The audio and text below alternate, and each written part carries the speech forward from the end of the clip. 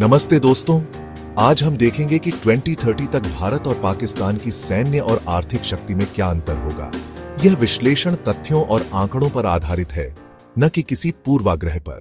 2030 तक भारत की जनसंख्या 150 करोड़ तक पहुंच सकती है, जिसका बड़ा हिस्सा युवा होगा। पाकिस्तान की आबादी 28 करोड़ तक पहुंचेगी, लेकिन संसाधनों की कमी एक बड़ी चुनौती होगी। भारत 2030 तक $7 ट्रिलियन की अर्थव्यवस्था के साथ दुनिया की तीसरी सबसे बड़ी अर्थव्यवस्था बन सकता है। पाकिस्तान की अर्थव्यवस्था 500-600 बिलियन डॉलर तक पहुंच सकती है, लेकिन कर्ज और अस्थिरता बड़ी समस्याएं हैं। 2030 में भारत की अर्थव्यवस्था पाकिस्तान से 10 गुना बड़ी हो सकती है। भारत का रक्षा बजट 2030 तक $100 बिलियन तक पहुंच सकता है, जो सेना के आधुनिकीकरण में मदद करेगा। पाकिस्तान का रक्षा बजट 15-20 बिलियन डॉलर तक सीमित रहेगा, जो उसकी सैन्य क्षमताओं को प्रभावित करेगा। भारत के पास 14 लाख सैनिक, आधुनिक हथियार और स्वदेशी रक्षा उत्पादन की बढ़ती क्षमता है।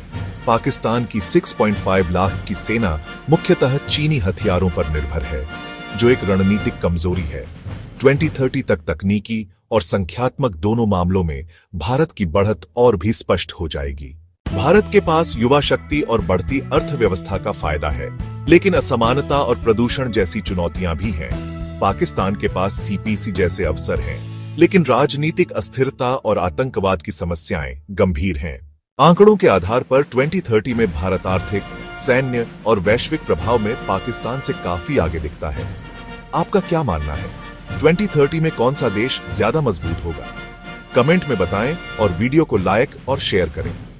ऐसे और विश्लेषण के लिए चैनल को सब्सक्राइब करें। धन्यवाद। जय हिंद।